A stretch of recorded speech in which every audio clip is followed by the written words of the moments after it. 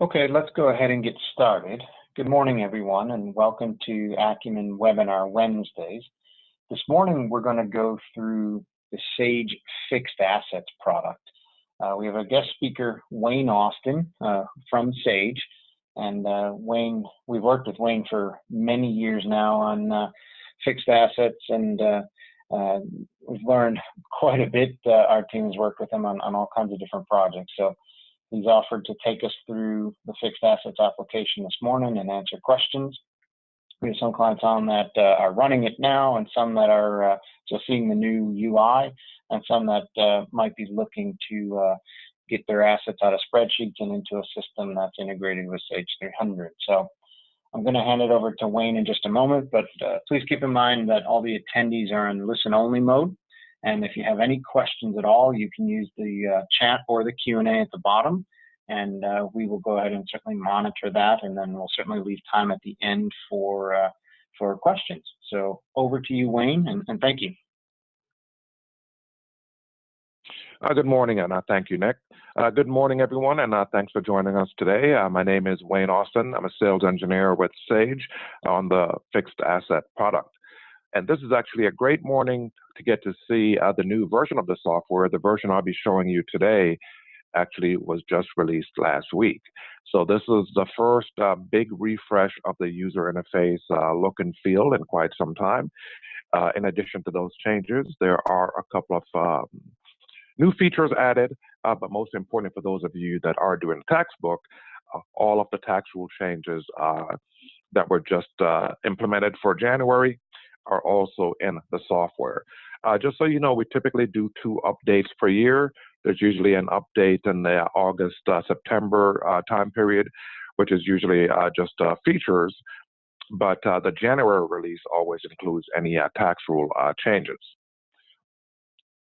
So starting off with the solution here, I will be starting in the depreciation module. The solution really composed of 4 pieces.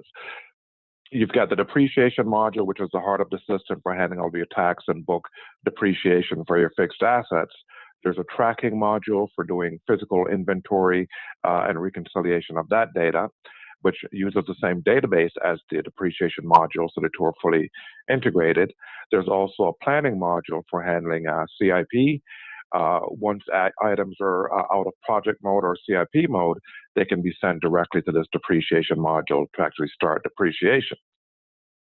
So what you're seeing now on the screen is an asset snapshot. You can have this pop up whenever you open a company, and you can create as many companies as you need to in the system, but this just gives you a really nice overview of what's going on in the particular company that you're in. So you can see what's placed in service by quarter, quick depreciation comparison, looking at acquisition value versus accumulated depreciation, 5-year acquisition view, and you can also see a breakdown of remaining life. On the right side here, you can see it'll also give you some information on what your total net book value of all of the assets are in the company, and it even breaks it down by what's active, disposed, inactive, and so on. And you can view this information by any of the books you choose. Now, there are a couple of different versions of the software. There's a standalone standard version and a network standard version. And there's also a premier version that runs on the SQL Server platform. And the big differences with those are primarily capacity. So if you look at the standard version, it'll typically handle 10 to 28,000 assets. Whereas if you look at the premier version, SQL Server version, that will actually handle more than 1 million assets. Also in the SQL Server version or premier version, that also handles alternate reporting periods. So if you are on a 445, 454, or 13 period non-standard fiscal year, that would be the version that you would want to use. All versions will include 7 books.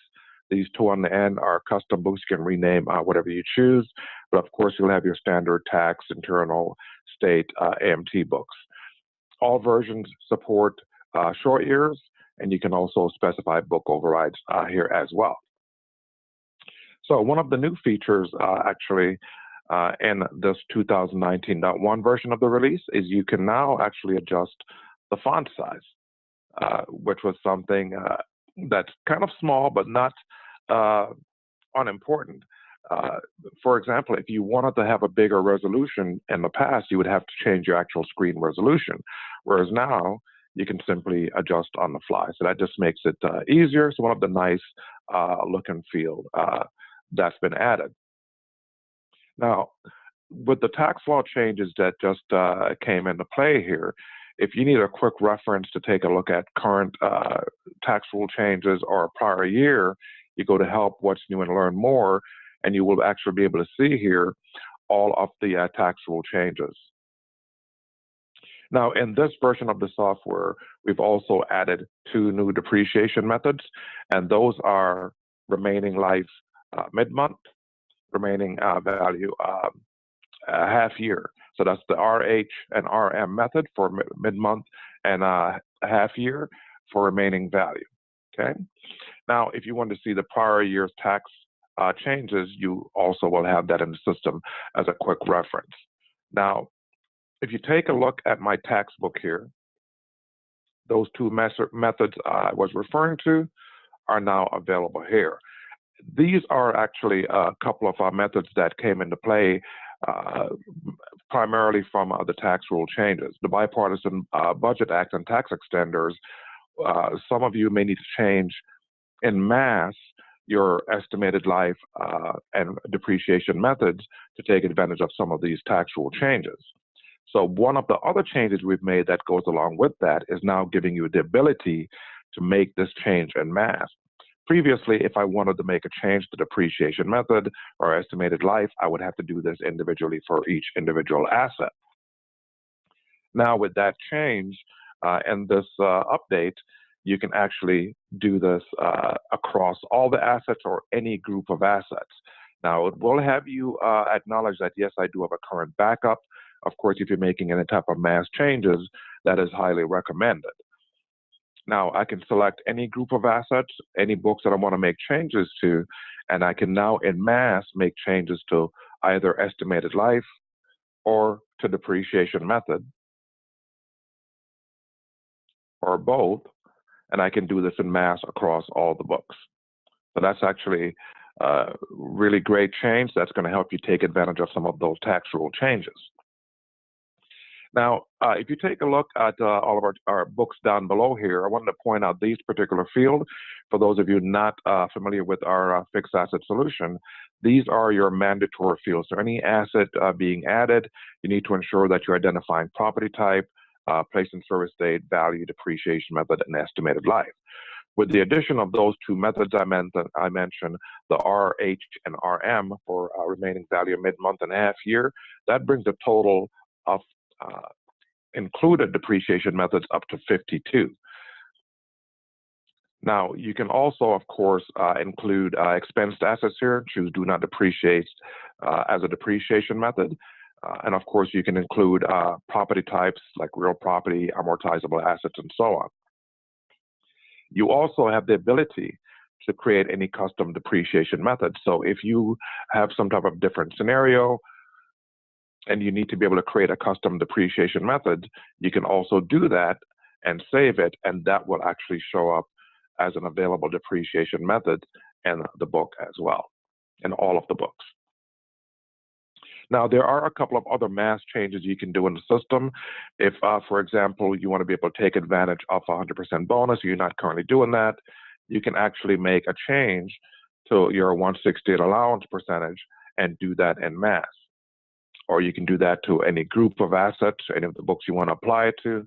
Simply identify that fiscal year end, and you can actually do that as a mass change in the system as well. You can also do a global change.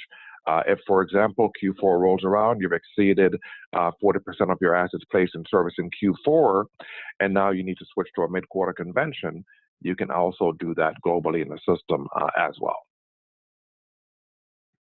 All right, let me take a moment now and talk about some of these general information fields and why these are going to be important to you. There are 28 general information fields. They're all customizable. You can rename them anything you choose. You can create smart lists, for example, with all of your asset classes, GL asset account numbers, and so on, or location information. So these are all customizable here. you can simply type in whatever display name you choose to appear there, and that's what will actually be displayed here. So for example, my custom field 6 here, I've renamed it for VIN number, so I can capture VIN numbers for my vehicles, and that is an idea of how you can utilize that. Now, keep in mind, if you want to be able to sort and subtotal your reports or create groups or filters based on any criteria, the more details you capture here, the more flexibility it will give you on the back end. So for example, if I want to be able to run something like my depreciation expense report, and I can run these reports for any group of assets I choose, I can now select Format Report. I can override the standard layout, and I can sort and subtotal by any of these fields. And I can do that up to 3 layers. So if, for example, I want to be able to run this report and sort and subtotal it by location, and perhaps beyond that by GL asset account, let's say, I could actually do any of these type scenarios up to 3 layers deep. And I can also save this as a custom report, so that if I need to be able to run these reports in multiple formats, I can make any modification I need and save them as a custom report. All of these you see in yellow are simply customized versions of the original. And I will go a bit deeper in the report side with that.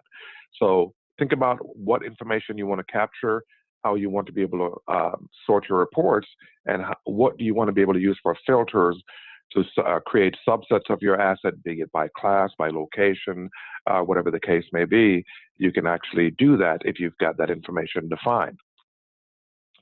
There's also a notes area. You can create any type of notes you choose. And you can also attach images, invoices to these assets. So for example, I will go ahead and show you how the image manager works. So if you notice here, I've got multiple things attached to this particular asset. You can see here I've got an image of the asset, okay? And you can attach invoices, receipts. It will take a pretty broad variety of file types.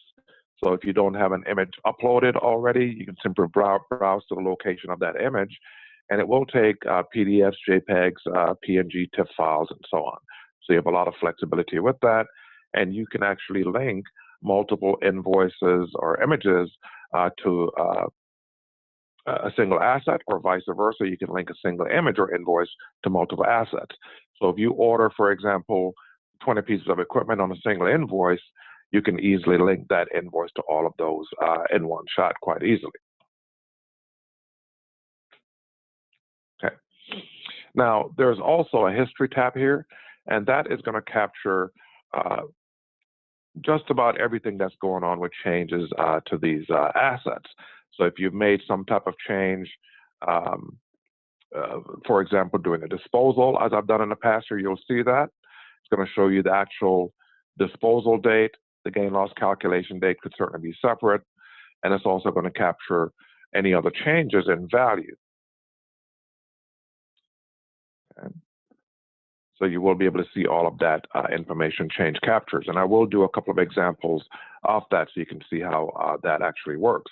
Now, in our solution, you're able to do different types of disposals or transfers. You can dispose of a group of assets and individual assets, or do partial disposals. So let's take a look at this asset where I've done some transaction in the past. If you go to the Transactions tab, you'll see here that I've done a partial disposal back in July 27th of last year, and I also came back and did another partial disposal on another date here, August 20th. It will show you some basic information about each of those transactions.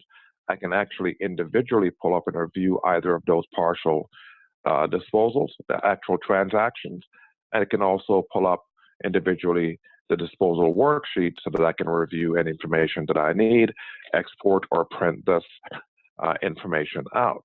Now, for those of you that are doing 168 or 179 depreciation, you will see that is also factored in your disposals.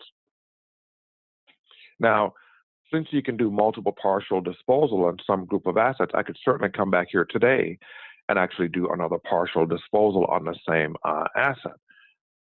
I'll go ahead and actually use tomorrow for my disposal date, and you can do sale, abandonment, whatever type of disposal you want. Now, for just a standard full disposal, you would simply leave that at no, enter your cash proceeds, non-cash, since I'm doing this by sale. But for a partial disposal, I would say yes here. Simply tab down where I'll get this dialog that I can now enter the value of the portion that I want to dispose. So in our world, we're not really concerned with quantity. We're really looking at the value. So I'll go ahead and enter a value for the portion that I'm going to dispose on this asset. So let's say I'm going to dispose of $4,700 portion of this, and I would recommend including a description.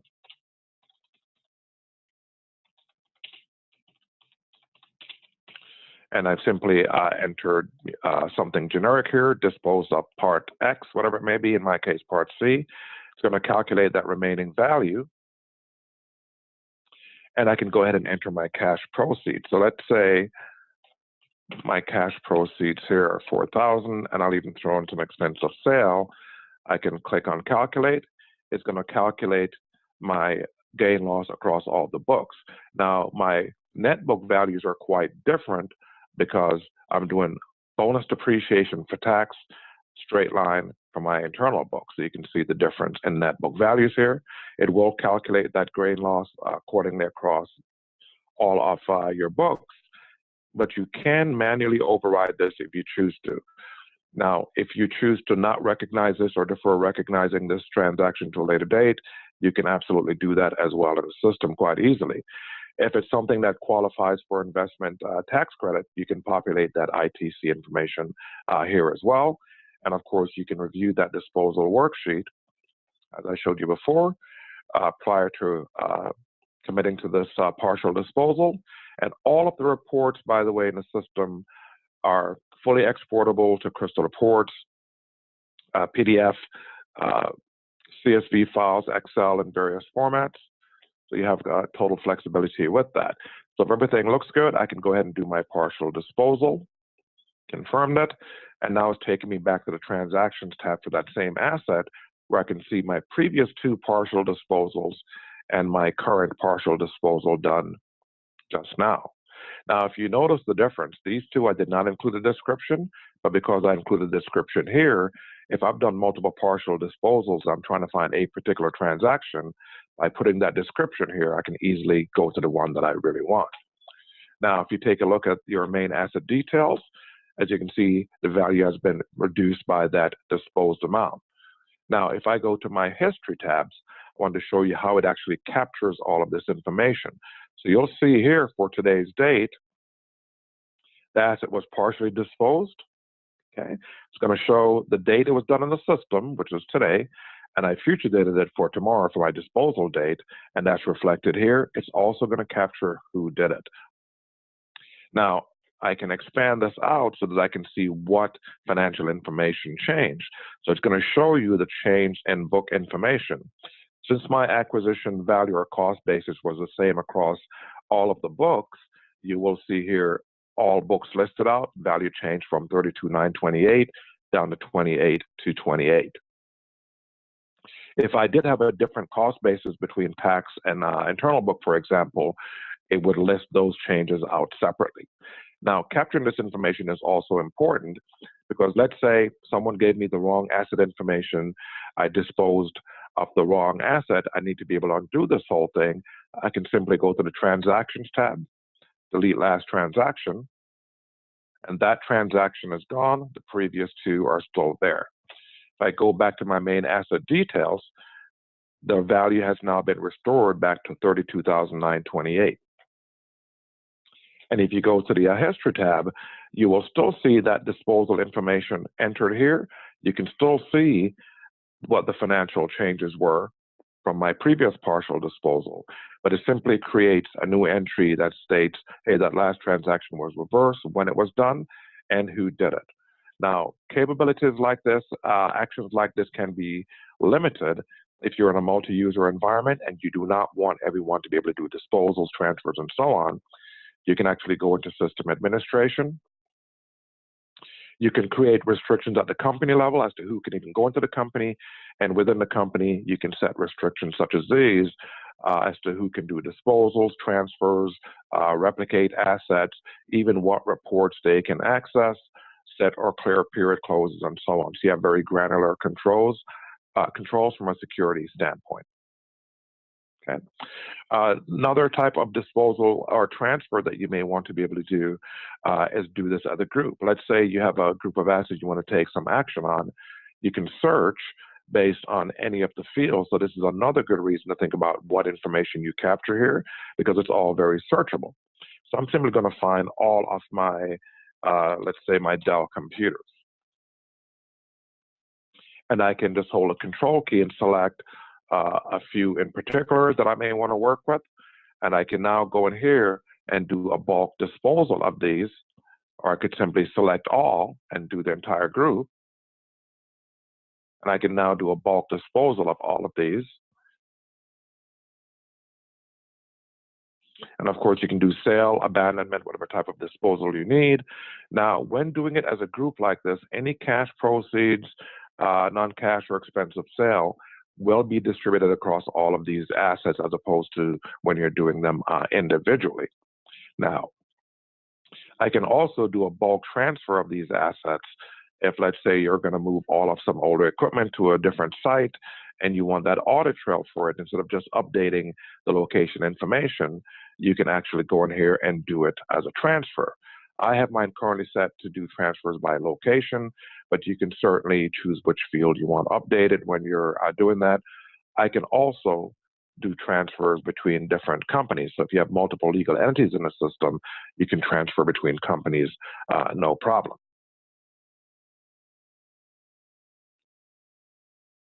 I'm going to go back to my full list here. Now, the other side of this also, if you're doing an individual transfer, let's say, as an example, of course, you can choose, same as with disposal, your transfer date. I have it set to do it between companies, and I can choose which location I'm going to use. So in my case, I'm going to use current company, and I can update my location field, but I can also select here to edit general information. So if there's other information I want to change as part of this transfer or include a note, I could certainly do that, change deal account info, location info, any other information as part of the transfer, you'll have the ability to do it as well. And if you're going between different companies, same thing apply. I can tell it to look at the rest of the companies in my list, and I can see all of the companies I have in my list here. So it gives you a lot of flexibility with how you do that. And with transfers, you can also reverse those transactions if you made a mistake. Okay. So now let me take a look at some of the reporting that's going to be important in the system here. And then I'll come back and talk about asset addition and templates. From the reporting standpoint, there are many tax reports here that provide a lot of detail and flexibility. So for example, you can run your own fileable 4562.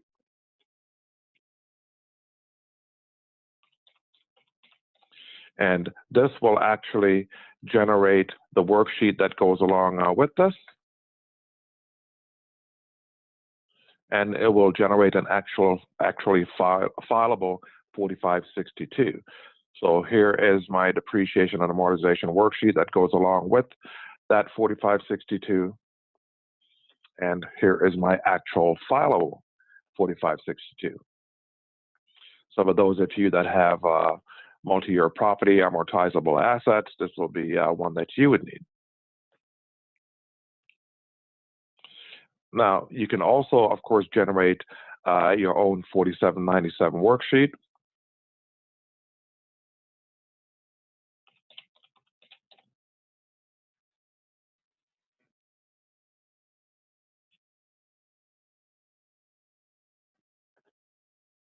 And this will include both pages.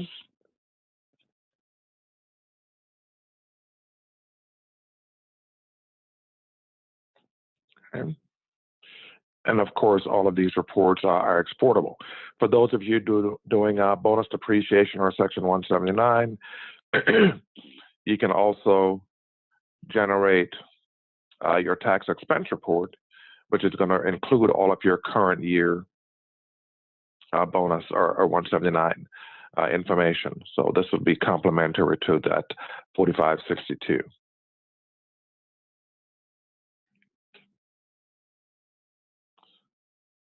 Now, I'm also running all of these reports unsorted, system number 1 through the end here. You will have all of your totals, but you do have the ability to customize, change sort orders, and do a variety of things with these reports. So if, for example, I wanted to run, and I'll use that example of my depreciation expense report, I can run this report. I can sort and subtotal.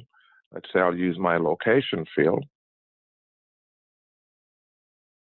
And I'll show you the outcome versus running these system number 1 to the end. It will break it out into subtotals for each particular location, give you the net totals for each. Now, all of these reports, as I stated, are exportable. So to show you a couple of examples of those, I'm going to go to some of my exports here, and you will be able to see, for example, depreciation expense report pushed out to standard Excel. Okay.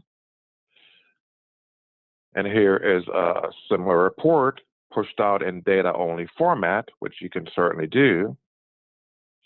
And you can also, of course, export out to CSV format. Now, here is that depreciation expense report sorted by location. Okay.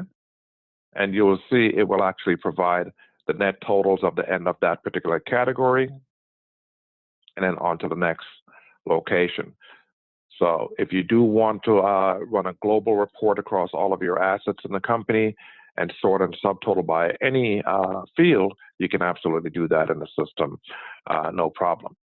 Now, in addition to being able to change the sort order, in the standard version, you can add an optional custom report, which will give you a full version of SAP Crystal Reports, as well as the ability to go in here and customize the report in the system. In the Premier version, SQL Server version, that custom reporting feature is automatically included. So if, for example, I was running my depreciation expense report, I wanted some other information that's not in that report, I could add or remove any columns of data I choose. I can change the orientation and so on. And of course, you can save these as custom reports. So if I go to one of these that I've customized, for example, let's take a look at this one. And in this one, I changed no formatting here, but I did, however, add a column of data. So I changed the orientation, the landscape, and I added current net book value and told it to total it. Give me a total for that particular column of data. So it gives you a lot of flexibility in reporting. Now, in addition to being able to customize it in the solution, you'll also get a full version of Crystal Reports. So if I wanted to build any type of ad hoc report from scratch or export a standard report to Crystal and further customize it, I would be able to do that completely. So I could build something like this, for example, because you will have access to every field in the database, and you can literally build anything you want, add formulas, and you can build out any type of report that you choose. So, but for most people, certainly being able to go in here and add or remove columns of data and make these kind of changes in the system will be a huge benefit on its own.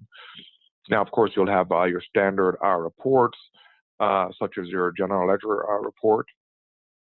And for those of you who are using Sage 300, Sage 100, this will integrate with 300 or 100, for example. And I know most of you are probably Sage 300 users. So if you are using the accounts payable and purchase order module, you can actually do asset creation from Sage 300 to create assets in the system here. And this journal entry, for example, will get sent over to Sage 300. so it is able to be fully integrated. And I'm sure Nick's team at Acumen can certainly help you with that, with setting that up. Okay. Now, there are some other important standard reports that many of you will probably need for year end. So I'm just going to run a couple of those standard reports. So for example, looking at my disposal report, which is one of the things you'll typically need if you want to see what your net proceeds are for the year, realized gain loss info, that's all going to be captured here. And you can run the disposal report or transfer report for any time period you want. So you can look at it for the year, for years, or a month, whatever makes sense in your case. But this is where you'll be able to see your totals for your net proceeds, your realized gain loss info, anything deferred, and so on.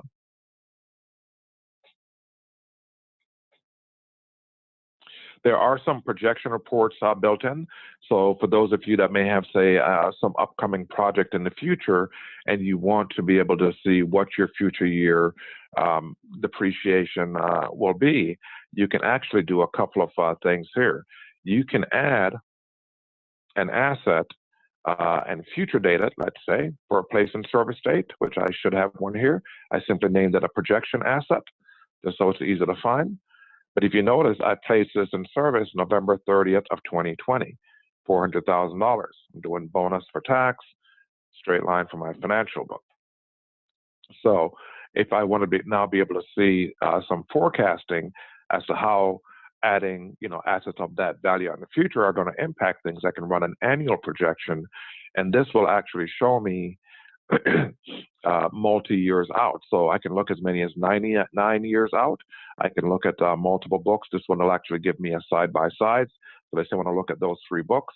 I can tell it when I want to start. So I will actually start January of this year, let's say. And I'm going to look 10 years out. This one will show me full year depreciation for each fiscal year, looking out the number of years that I choose, and I can also sort and subtotal this in any way I choose. So you'll notice here now, I've got my tax internal book and one of my custom books for 2019, and I'll make this a bit bigger here, more readable. You'll notice I've got 118,000 for my depreciation, a big jump in 2020 because it is picking up that asset I placed in service out in 2020. Now, if you do not do something like this, place anything out in service in the future, it's simply going to do these calculations based on the current assets you have in service and as they depreciate out over those years. Now, if you need to see this information in a more granular fashion, there is also a monthly projection. Now, this monthly projection will actually show you a month of period expense and a year to date. I'm going to go out to 2020, and it will show you each fiscal, month during that fiscal cycle.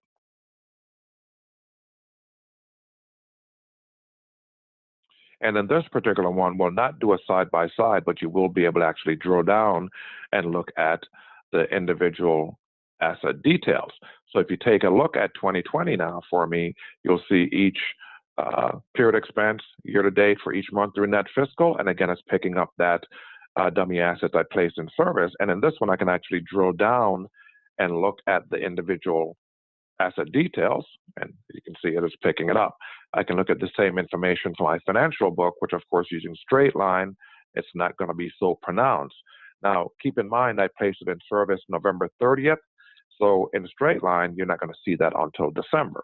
So if I go into my December, I will be able to go to that same asset and you'll see it picked up here. And here we are. So a great way to be able to do some projections. If you need to be able to do some budgeting or forecasting, you do have some great reports for that. And of course, you'll have other standard reports like roll forward reports is another common one I do get asked about. So I'll go ahead and run that one. And then I'm going to actually take a moment and talk about asset additions as well.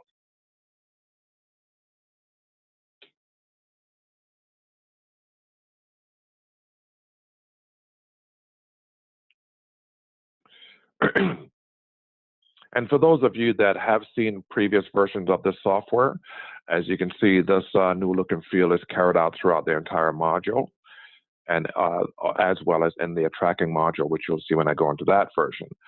Your fixed asset summary or roll forward report, your beginning cost info, ending cost info. Make this a bit bigger here. And of course, you'll have all of your totals on the last page. Now I'm going to go back and let's look at our asset detail side.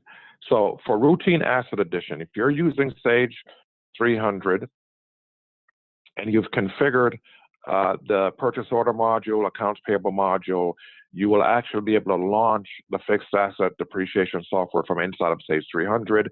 You will be able to send assets here to be created from Sage 300 using a purchase order or the accounts payable side. Now, it will be a one-to-one ratio from the accounts payable side. So you're doing one AP transaction, you can create a single asset here. On the purchase order side, it's a one-to-many. So you've got a PO with 100 assets, you can create them all at once from that single PO and this side of it. Now, it is going to leverage using something here called templates, and I'm going to show you how that works. So I go to add an asset here. Sure, I can easily point and click. I've created smart lists with all of my asset classes, GL account info, and so on. But where templates come in is that you can pre-populate information common to that type of asset so that you don't have to manually enter everything.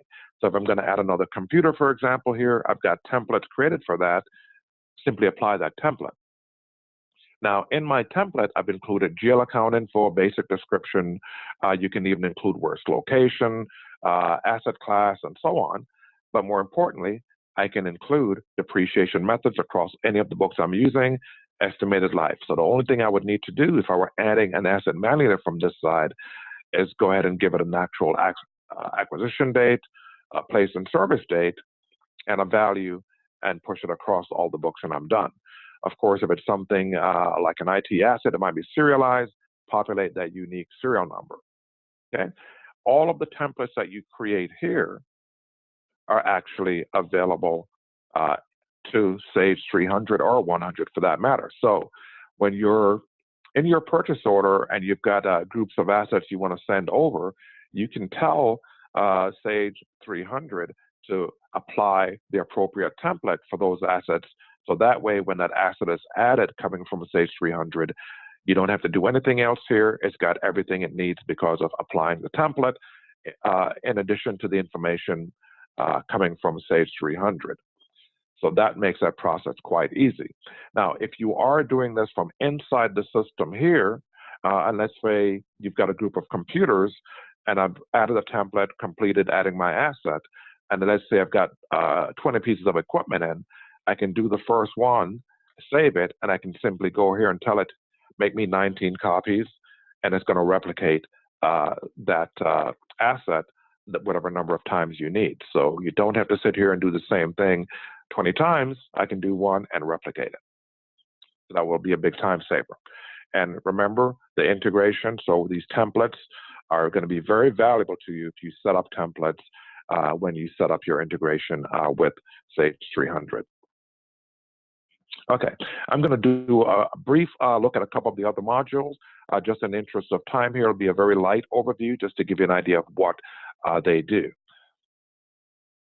So there is a tracking module, and this tracking module is what you would use for doing your physical inventory and reconciliation.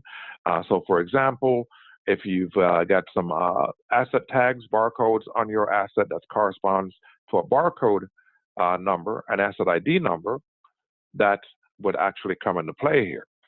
So if I go into my asset list here, and this is the exact same company, by the way, that I was in the depreciation module, all of the same information. If you've got images attached, invoices, all of that will certainly be here as well. But if you notice, there's no access to the book fields here. You have all of the same general information fields, but in addition to those 28 fields, there's an additional 12. So you can capture some additional information that may not be accounting pertinent in this case. So now on this module, when you're actually doing a physical inventory and you scan that barcode, it actually is going to correspond to the number that you've assigned in this field. So you will actually be able to go through the process of defining an inventory, pushing this inventory list out to multiple devices, and current supported devices include standard traditional scanners, but you can also use an Android app. So if you've got Android smartphones or tablets, does not have to be active, just needs to be able to connect to Wi-Fi to download an inventory list, and as well as to send that list back. And it will send it out over Microsoft OneDrive when using the Android app. So I could, for example, push out an inventory list out to multiple devices, where those folks can then go around to the various sites, scan the barcodes, update any of the fields that's changed. It's in a different building number, different condition, assigned to someone else, whatever the case may be. And once I've completed, I can even take a picture of the asset, and then I can upload this information back to the system to complete a reconciliation process. Now, part of that reconciliation process will be to accept any changes that were made and be able to actually generate a reconciliation report. So let me actually run this report on my last inventory just to show you what information is captured. Because ideally what you want out of this is to be able to identify if you have assets that are missing, have been placed in service, but have been moved around, you don't know where they are. So if you look at my reconciliation list here, it's going to identify assets not found with a status of N, anything found with no change is status of O, and anything changed that you may have made some change to, be it a room number, floor number, whatever it may be, identifies those, and you can also add new assets from this side using those scanners. Now, I would recommend exporting this probably out to an Excel file, and you can then circulate this to the various sites so that people can take another look to see, hey, tag number 105701, for example, is a Motorola Toughbook. See it at your particular site, whatever the case may be. So that gives you a means of identifying what's actually missing. Now, if you want to be able to get an idea, depending on the total value of your asset, and look at what this could potentially be costing you, if you go out to the Sage Fixed Assets website, there's actually an ROI Calculator. You can plug in your particular scenario with your value of assets and so on. But it's costing you money not knowing where those assets are, because you're not in service, you're not getting the use out of them. You're also paying property taxes and insurance premiums for those assets. So it's costing you three ways. So keep in mind, you need a way of identifying what's missing and be able to reconcile that information. Okay. All right. So the next module I'm going to talk about, so this is just a quick overview, by the way. Any of you on the call today, if you do want to see some more details, be sure to reach out to Nick. He will schedule some time, and I can actually do a much more detailed product demonstration for your particular scenario. So if I'm going a little fast, just limited time today, so I apologize. All right, I'm going to go into the planning module now, which is for handling CIP. So if you have recurring projects, renovations, build out of various types, you can have multiple projects going on. So for example, your hotel, you're doing a renovation, you may want to use this software for doing that, where you can manage the budget and so on. Your manufacturing environment, you're adding some new piece of equipment, retooling, whatever it may be, you can handle these type of projects, even for software development. So you can use this for a variety of things. So just like in the depreciation side, you can get a quick snapshot looking at what's going on with your particular project. You can see what's spent, unspent of the budget, what's capitalized, what's expense, total transactions count, and so on. And this is actually showing me an actual spend here versus an original as well as a revised budget. You do have the ability, if I go into edit my projects here, to set up your project with an original budget. If you see that you are going to be going over budget, you can certainly come back here and create a revised budget This way you can track your spend against where you originally thought you would be, as well as wherever this is revised to. So you can use an approved amount and an actual, whichever two sets of numbers you want to keep tabs on, and you can actually update calculated amount here. If you click on this, it's going to show you where your spend is against budget at a quick glance. Okay, but there's really great reporting in this, and I'll be able to show you that in a moment. So if you take a look at my particular sample project here, each of these items are what can actually become a fixed asset. Now, if I go into the details of any of these, you're going to have quite a few fields here that you can customize, capture whatever information you choose, vendor information, estimated hours, AFE number, and so on. And of course, these can be capitalized or expensed, have their own budget and or revised budget. Okay, and if you look at the transactions below this, these would be from your POs or invoices for materials, labor, whatever the case may be, permits, all of the above. And again, you have a series of fields that are fully customizable.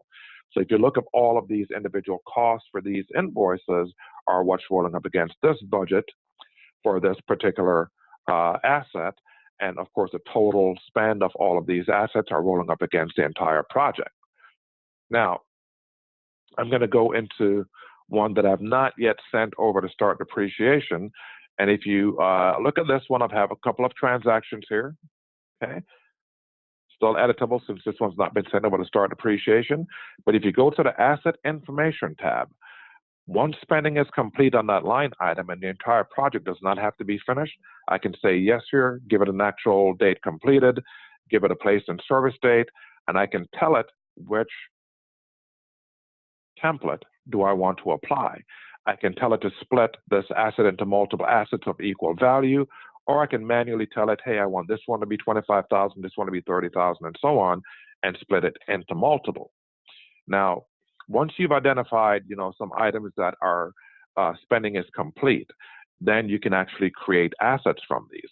So if you take a look at the status column here, some have a status of S like Sam, means they've already been sent over to start depreciation. A status of C, like Charlie, are complete, means spending is complete, they have not been sent, A is just still active. So to send these over into any of my companies, I go to line items, create assets, and I can see every item that spending is complete.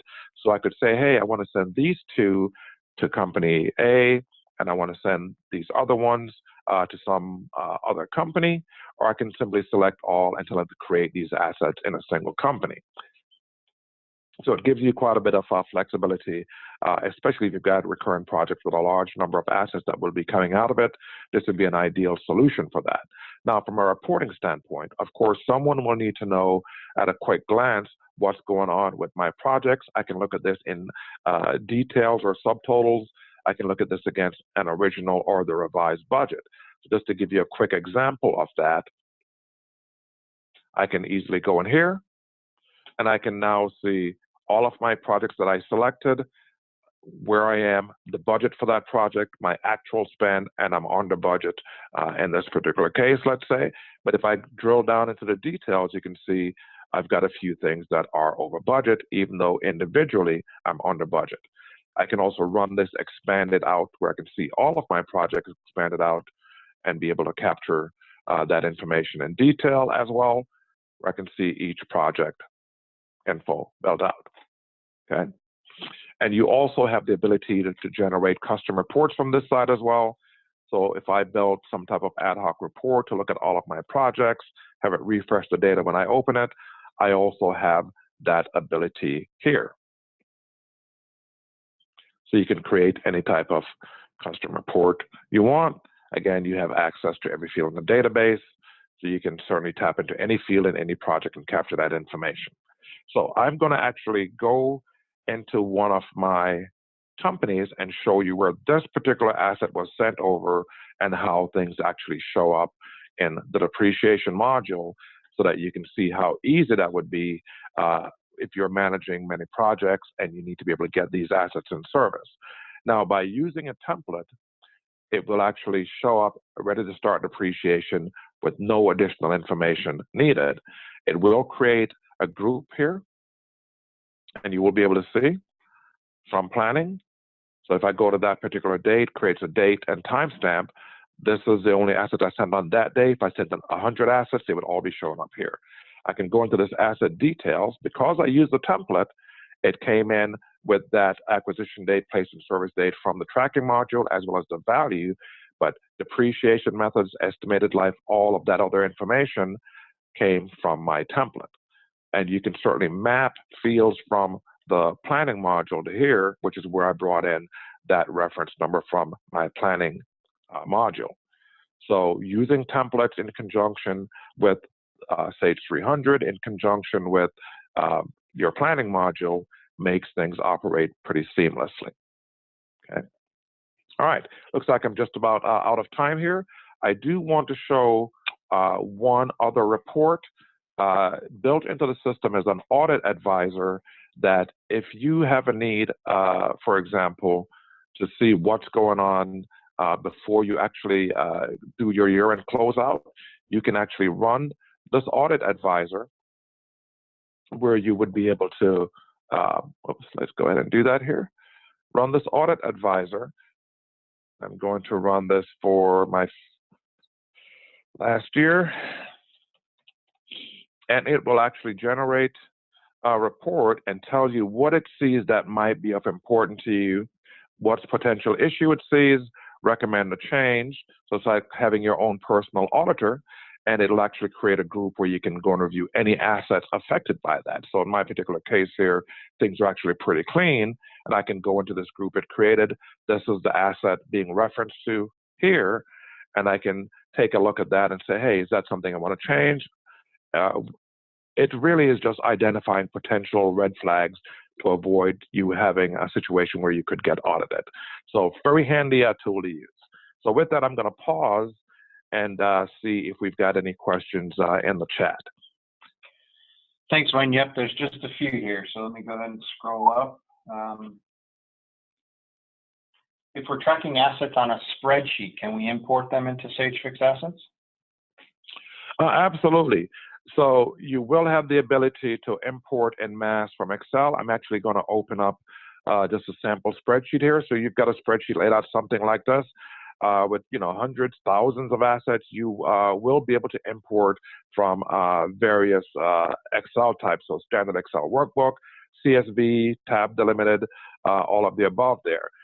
Just ensure that, of course, you've got your columns of data identified, place and service date, book costs, those critical fields, property type, estimated life, and so on. And you will be able to actually map these various columns of data from the spreadsheet to the fields in the database. Okay, next question. Okay. Is there a maximum number of assets in fixed assets? The only version that has a hard stop, there is a light version that has some limited capability that has a hard stop at 1,000 assets. The standard version, the recommended transition point is when you get around 10, 20,000 assets, they recommend you start actually looking at transitioning into the SQL Server version, which can handle over 1 million assets. But in the standard version, there is not a hard stop, but just based on recommended performance for a Sybase database, they recommend you get 10 to 20,000 assets or so to move to the SQL Server version.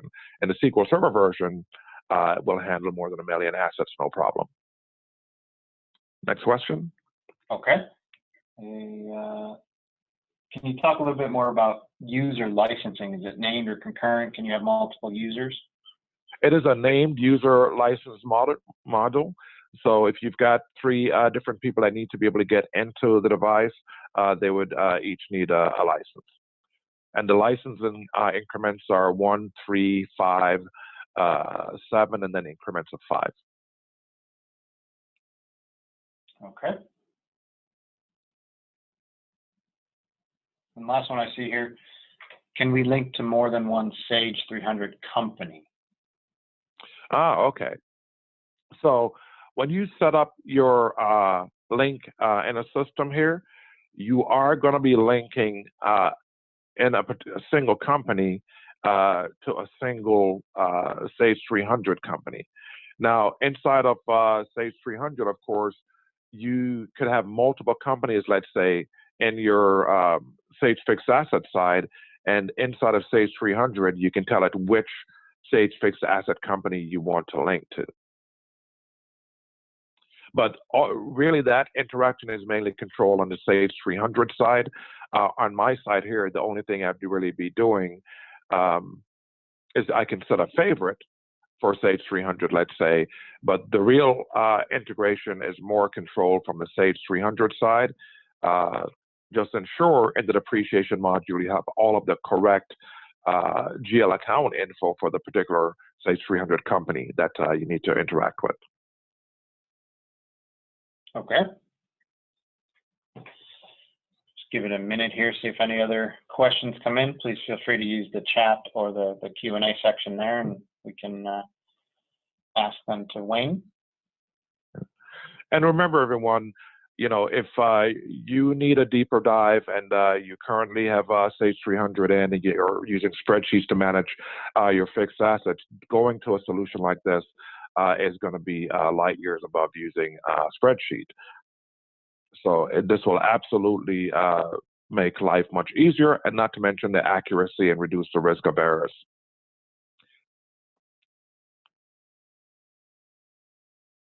Absolutely. Okay, I don't see any more questions coming in, so we'll go ahead and wrap up, keep us on time here, and thank you very much, Wayne. Thanks everyone for attending. We sincerely appreciate your time and hope you found this educational and useful. If there's any questions that come up, certainly after the fact, feel free to reach out to anyone on the account management team here at Acumen at am@acumenfl.com, and we'll be more than happy to get any questions answered that you didn't get a chance to ask today. So thanks very much, Wayne. Thanks again, everyone, for attending, and look forward to seeing you on the next webinar. All right. Thanks, everyone.